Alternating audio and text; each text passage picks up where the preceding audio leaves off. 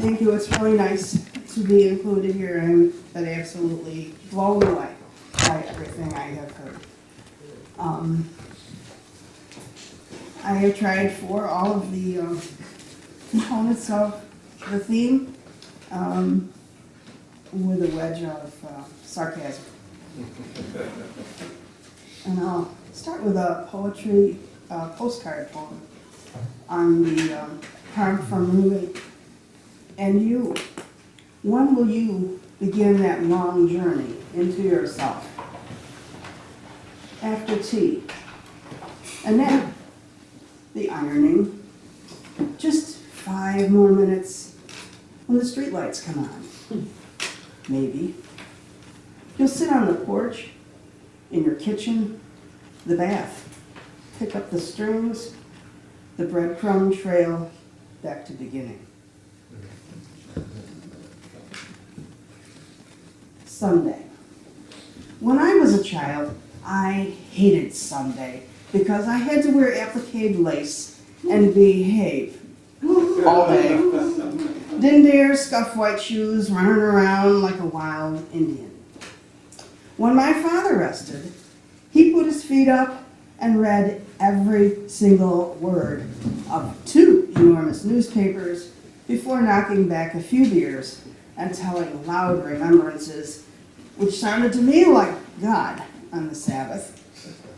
Mom was in charge of Sunday.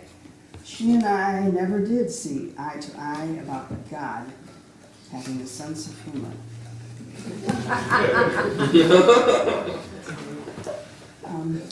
This is the poem from the Cloudburst blog. There's nothing here. A road trip to PA. Opportunity to connect places I heard about ad nauseum at the dinner table. Motion sickness braved to see the house. There were many houses. Next to the creek that flooded in '02. Uncle Ott was killed in the Big 3 mine, as was your grandfather. Uncle Harry and Uncle Christopher slaved above ground in the oil fields. A salad of names worked the earth. Farms, floods, people that sort of look like those unsmiling, stiff folks from the shoebox photos. A dime as strangers passed the Presbyterian plate. Thank God. I know why they left everything but their roots. There's nothing here. The rehearsal. Framed in the archway, a bridal bouquet. I threw hope like rice. Before you leap, jump over the broom, stomp the wine glass, receive the blessing. Before the dress, the limo and photos, before the cake and the dance with Dad, the things you hurried to have. Did anyone ask, have you kissed enough frogs?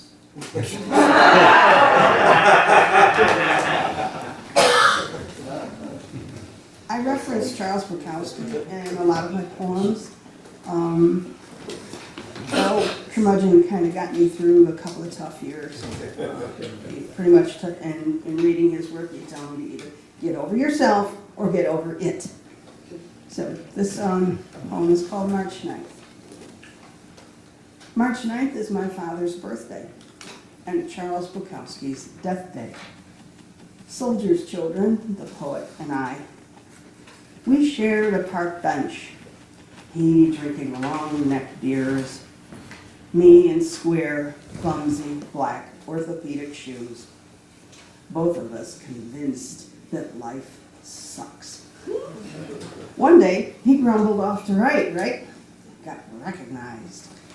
I woke up barefoot, puffed out dragons, cornered fairies on damn dewdrops, whispered, never roared, never soared above the dead, right? I'm not qualified to drink his adverbs.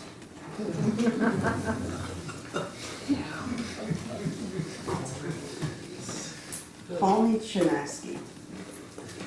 Dad was Bukowski, minus the poetry, the women, and the track.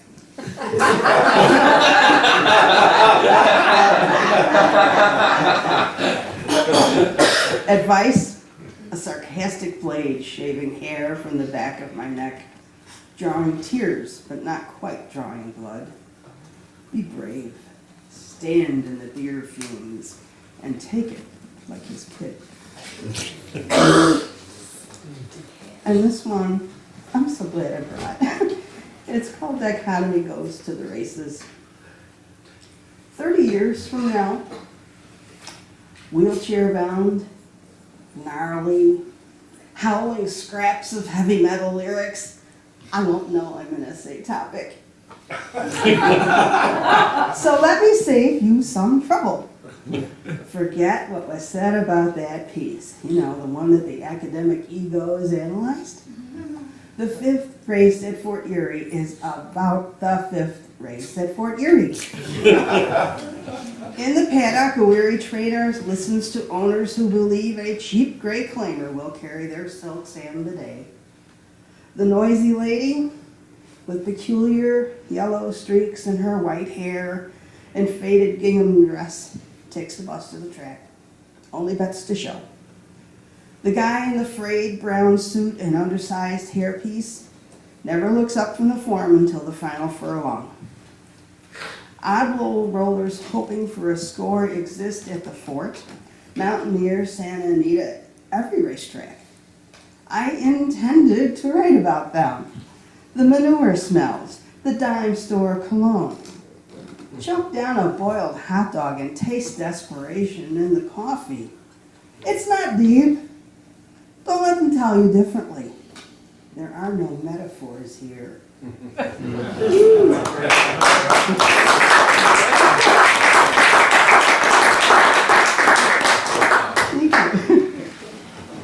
you. This is called Weeding His Patch. A little different. He had a pauper's funeral, county paid space near the mass grave of floral tributes. Natty and well-liked back in the day, he was knifed in his driveway. Steel-toed boots, shattered orbits, spit teeth, a bullet-pierced lung. He should have struck his tent and wandered with the exodus to California or Carolina. People who loved his Pacific kitchen table, where dense minds might grasp tall words and imaginings beyond grain elevators, Coke ovens, and Chevrolet.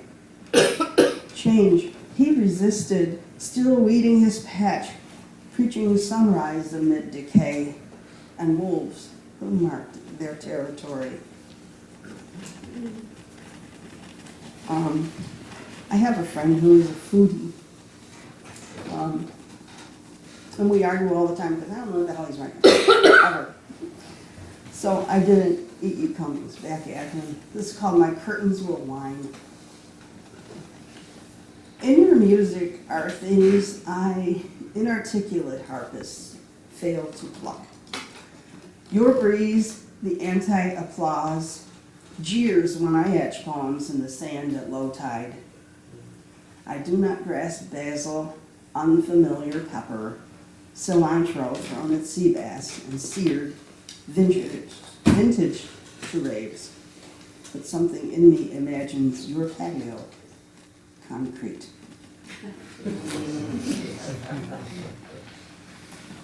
I shop the freshest words between bites of autumn apples, cheese, chilled catawba by the glass. On these afternoons when the air is cool and the sky an astonishing blue paper inviting white ink, I understand Bukowski, the gods wait to delight in you.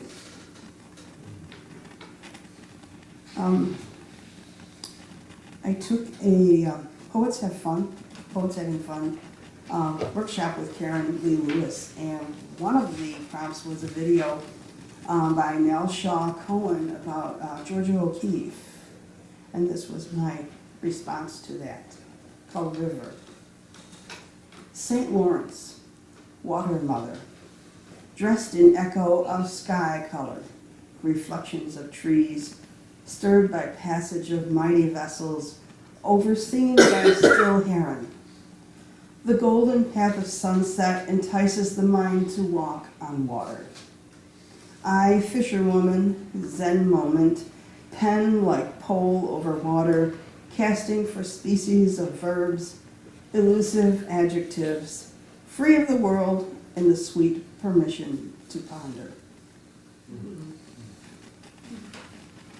Night must never dance to broken air, naked, moist, live, ferocious, concrete or cloud child, growl poetry's coffee-colored voice.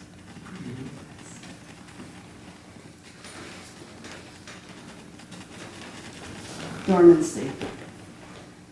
Embrace the blanket, hibernate. Cocoon. Draw energy to core, mend socks, pearl tube, stir walnuts into oatmeal. Be divorced from pen and ink until it is time, until snow drops, until migrations, until the first Saturday in May, until you feel the slip of time, gathering edges, pushing, merging, bursting at the seams, until your fingers quicken with the sun, itch to cultivate pretty colors in a blank paper garden. Sun warrior, sit the minutes of dusk. Release your blood. Play as the cloud children, pink and mauve, before sleep. Even the warrior turns his back to the lion's roar, finds the garden, kisses dew from dark leaves, trades sword for flute, and answers in air.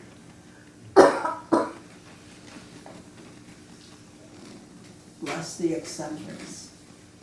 To our eyes, a puzzle of clouds, neither good nor evil, kept distant, filtered, free from social obligations, soccer games, coffees, and left to their own creative devices, altered by the oddness that sustains them. 3 more minutes. Okay. Just a couple of short ones and then I'll finish. I am more than linen semaphores in crisp apple light. I exceed beer habits, horses, and Friday nights. Your mountain will not snuff my light. I am not yours. And this is my last. Shiraz of Oz. I'll leave you on a flute note. Shiraz of Oz. Baked, bacon-wrapped dates. Shiitake risotto cakes. Blackened salmon. Slivered almonds. Berries with goat cheese. Loganberry. A fistful of napkins. Roast beef. On wick, please. Curly fries. Double Dutch ice cream. Ooh. Irreconcilable differences, Your Honor. Thank you very much.